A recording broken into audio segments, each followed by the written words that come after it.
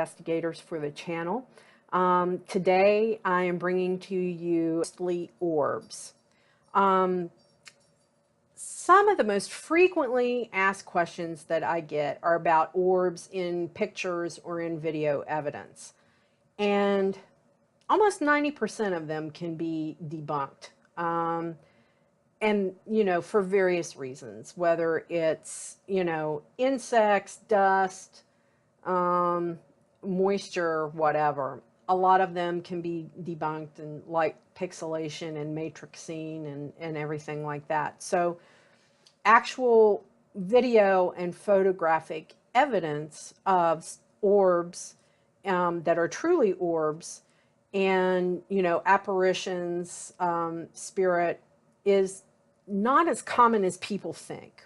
I'm going to show you in this video photographic compilations of spirit orbs, how insects tend to manifest, and how moisture can appear in photographic and videographic evidence. The photo credits will be given on the bottom of the screen and in the description box, because I want to make sure those channels did a lot of work to compile those photos and put them in collages to show different types of orbs, different colors of orbs, and then also different types of contaminants for photographic evidence. So just as in the afterlife, spirit orbs actually come in various colors, and most people don't realize that. The color manifested as the orb is not always your typical white that someone would think of as automatically being a spirit orb. The colors that can appear often correspond to what's happening in the spirit's death state, can show the effect of their karma on their soul. In other words, what I call karmic schmut for your bad stuff you've done can kind of manifest in some of the spirit orbs. And they can even correspond to what they were doing at their time of death. And I'm going to go into this from personal experience toward the end of this video. Keep you hanging on for that cliffhanger.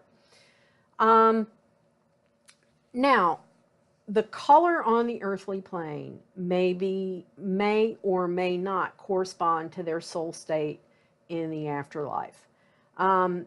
Nor does it necessarily retain the color of the aura of the person while they were alive. Okay? So the major things that you have to consider when evaluating spirit orbs and different color orbs is the context. Okay? Think of things like, where are you investigating, or where were you? Where was the picture taken? What were the atmospheric conditions present? What was the humidity? What was the temperature? Was it cold enough so that your breath would be visible if you snapped a picture and then all of a sudden, oh my gosh, I caught ectoplasm? Things of that nature. Was it humid enough that you could have moisture condensation on the inside of the lens in your camera? Things of that nature.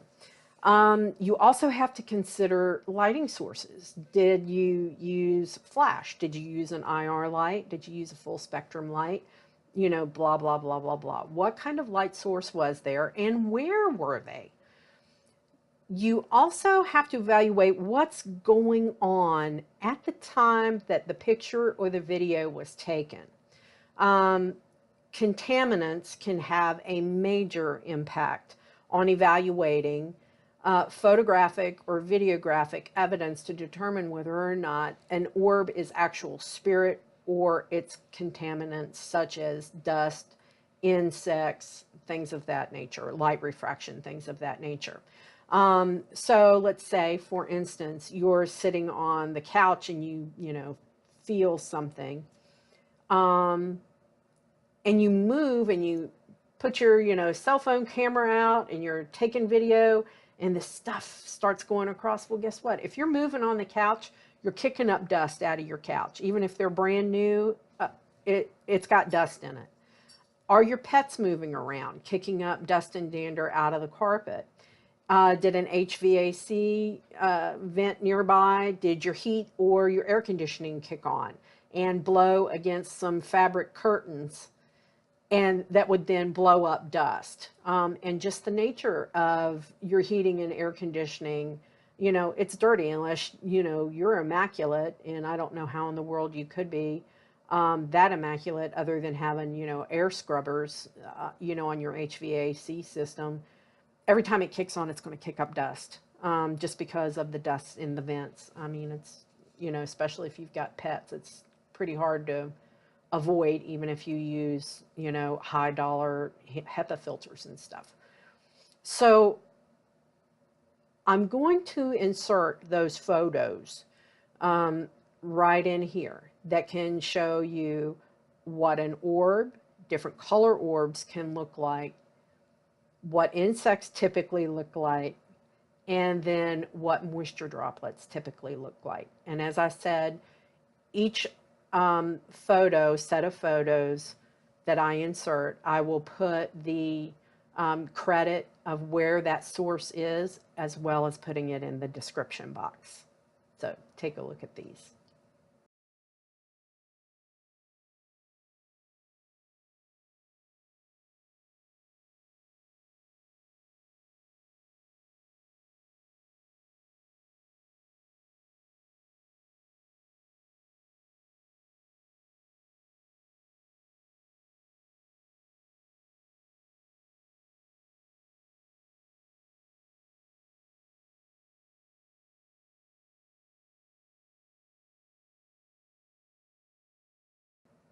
So as you can see, there are a lot of things that can appear to be an orb that really aren't an orb. And orbs can appear in a lot of different shapes, colors, sizes, etc. Now, there are some pretty, of my observations, okay, there are some colors that the characteristics seem to run pretty true and are the norm, but there are exceptions to everything. You know me and my caveats and my exceptions. So here we go. Black usually is a malevolent person or a malevolent spirit. And that doesn't necessarily mean demonic. You know me. I say if you're a butthead in life, you're going to be a butthead in spirit. Well, guess what? A lot of times buttheads show up as black. Mists, orbs, whatever. They show up as a, misty black manifestation. So, dark blue can sometimes be associated with a shy spirit. Light blue can be tranquil or peaceful, and this could be someone who was okay with leaving the human vessel behind and transitioning out. Or it could be somebody that was just, really laid back and peaceful, didn't let much ruffle their feathers. A medium blue, kind of like almost like a cobalt kind of color, is usually a protective spirit. And brown usually is danger or an earthbound spirit. Gold is almost always associated with one of two things: angelic presence or unconditional love. Green is usually a healing orb or spirit. Lavender is usually a messenger from God or from the higher power. Orange can be one of two things. It can be protective or it can be forgiveness. Peach, and I've had this one manifest in my home, and that's a spirit sent to comfort you. Pink what is usually an accepting spirit. Whether they've accepted, you know, their transition out, they've accepted what happened to them, they accepted you while they were here. It's usually a sign of acceptance, and not acceptance and a little bit of love, but not passionate love. Okay, this is more like, you know, a, say, a brother, sister, that kind of thing. It can be that kind of a deeper kind of love and acceptance. Okay. Purple is usually an orb of information sent to you by a master, a guide, a guardian. So there you go. Red is usually one of two things: anger or passion, and not necessarily like sexual passion, but drive. A passion, you know, like a crime of passion.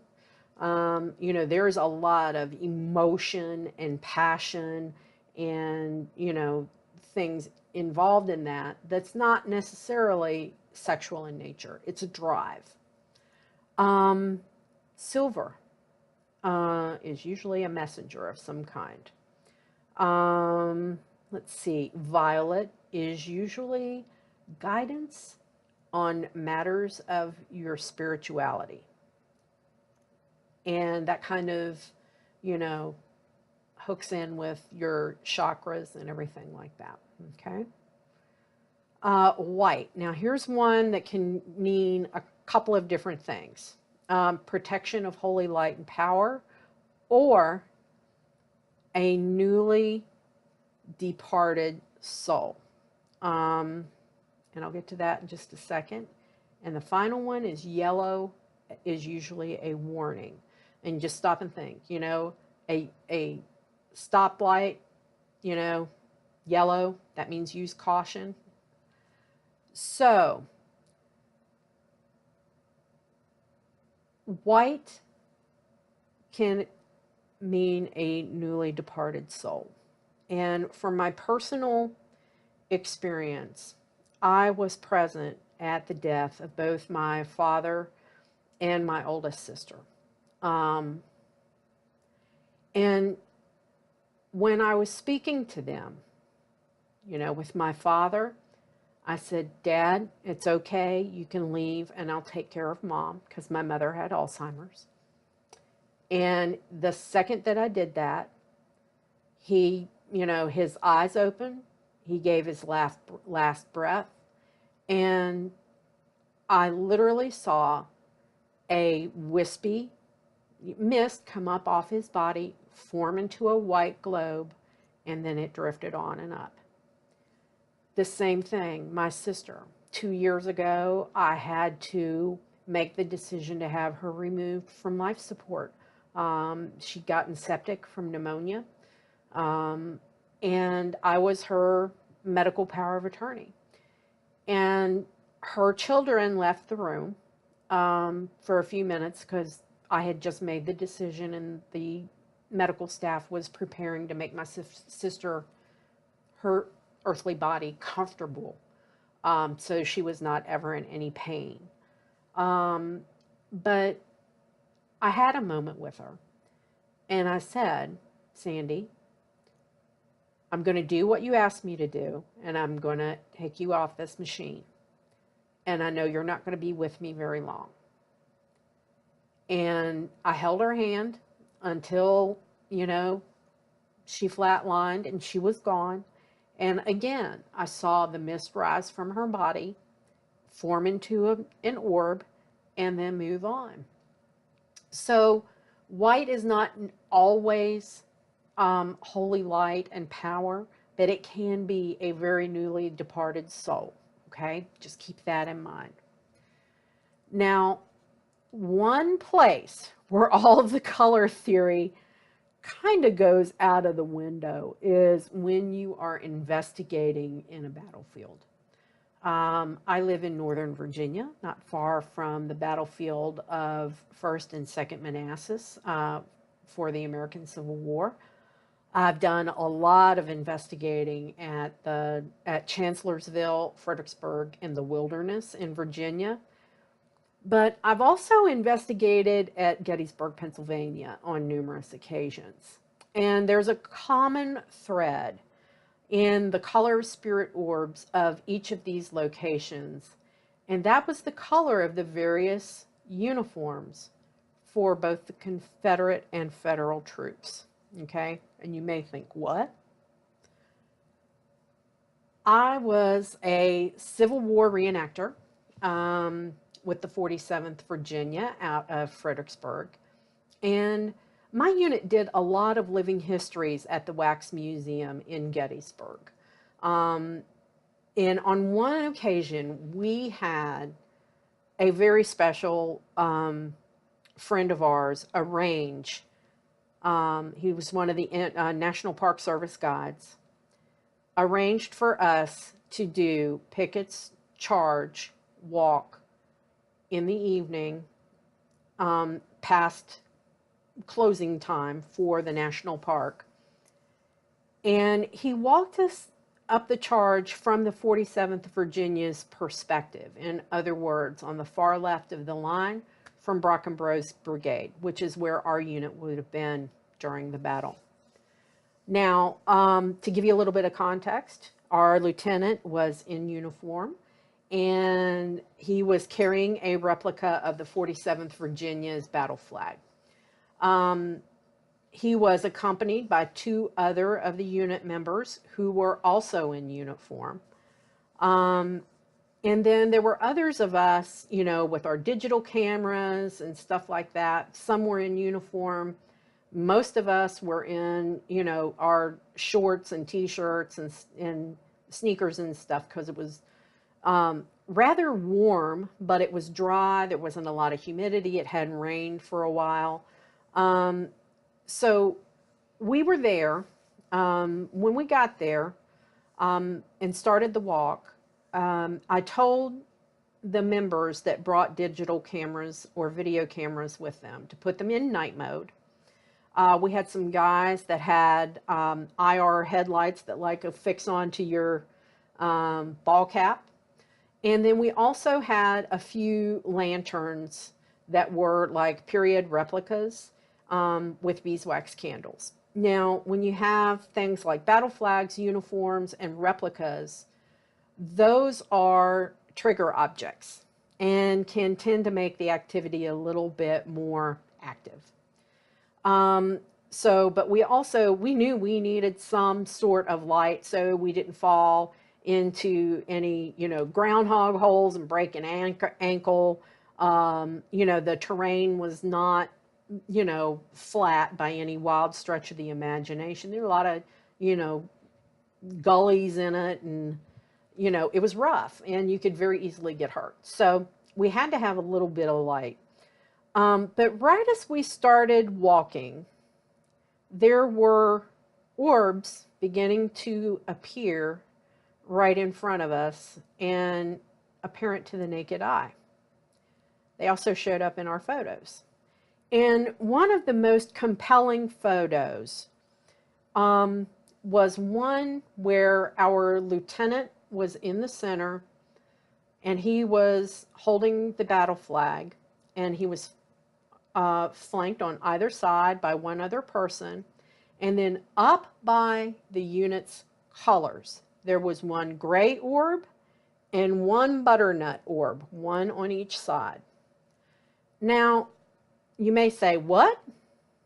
The Confederate wore, you know, Confederates all wore gray. No, they didn't. This was the South. They did not have the resources that the Northern Army had. A lot of their uniforms were made at home, were made by local seamstresses. Depending on what depot issued your uniform, you were either in gray wool, you were in butternut wool, or you were in something called jean cloth, which is a mixture of cotton and wool. And it's got a very kind of light tan-ish color to it. So it all depended on, where your uniform was made, and, even some of the units had specialty uniforms. But it was really neat that these two orbs appeared, one on each side of the battle flag, because a proper Confederate color guard consists of 5 men. If you put our lieutenant, the 2 live soldiers, and the 2 dead soldiers together, you have a 5-man Confederate color guard. And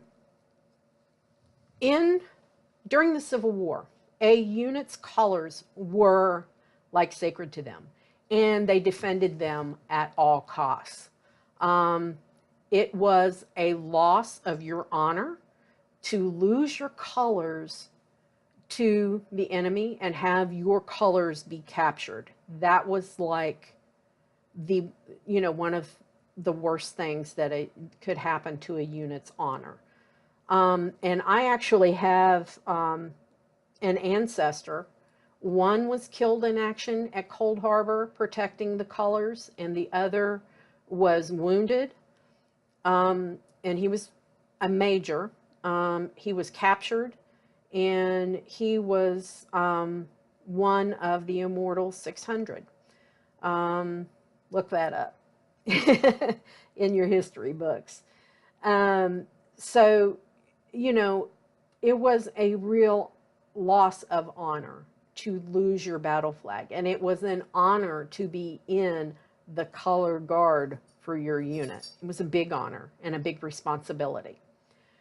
And as our unit progressed through the walk at Pickett's Charge, the number of orbs visible with the naked eye and that appeared in our photos increased dramatically. And that is because the further that Brockenbrough's line progressed and the charge progressed, the greater the chances were that you would be wounded or killed by artillery fire at this point in the walk. Okay? The Confederates were taking huge losses to artillery fire from the north. And where our unit, the far left of Brockenbrough's brigade, was flanked by the 8th Ohio, there were a staggering number of gray orbs in our photos, and that were visible to the naked eye. I was literally dumbfounded. As we proceeded across the charge and toward the fences that go across Steinware Avenue and toward where the federal position would have been at the copse of trees, Union troops finally engaged at the fence lines, and you started seeing dark blue and light blue orbs, and from time to time you caught a red orb. Now, just as another point of clarification, the Union Army uniforms were primarily dark blue coats and light blue pants. It is a special kind of light blue. It's called Kelsey blue. However, there were some units, like the Zouaves from New York, I believe is the 5th New York, and the 14th Brooklyn had red pants. And as a matter of fact, the 14th Brooklyn were nicknamed the Red-Legged Devils at the Battle of First Manassas because they stood strong and held the rear of the Union line, because civilians who had come out in their buggies and everything to watch the battle, and because it was like, watching a parade, I guess, to them, they held the back of the line so that the civilians that got caught up in the battle could get out. So they stood firm against the Confederate attack so that civilians could get out of the way. So that's where they got their name, the Red-Legged Devils. Battlefields are often what are called residual haunts. In other words, the spirits don't realize that they're dead and they're stuck in a loop, and it's like a movie that just plays over and over and over. These entities, most of the time, do not make any kind of attempt to really interact with you. Okay, it's all about what they went through in their death state. But you can catch some EVPs that are like imprinted energies, such as battle cries, you know, that infamous rebel yell, commands from the officers like, you know, fire by rank, fire by file, cries for help or water, things of that nature. So you can catch EVPs. And I was really shocked that, you know, we had 2 orbs become part of our color guard. But I think that was because of the trigger objects of the unit flag that was an exact replica of the 47's flag, and, you know, people in uniform that were period correct. So, you know, in closing, a person's death state, sickness, or actions that they took in their life, or circumstances involved at the time of their death don't always correspond to their progress as a soul in the afterlife. So that is why context is so important to a paranormal investigator, and your research is crucial when you're conducting an investigation. But like I said a little bit earlier, there are no hard, fast rules with regard to the color of orbs on this plane, and especially at battlegrounds, scenes of particularly traumatic events, something like that. So, with that in mind, that's it for today, guys. Feel free to hit me up on Twitter at BYOS Paranormal, or send us an email at byospiritparanormal@gmail.com if you've got some questions. And be sure, before you leave, if you like the content, to subscribe to the channel and hit that like button. Leave us a comment of something that you might like us to address in the future. So until the next time, everyone, you know what I always say, go in love and light.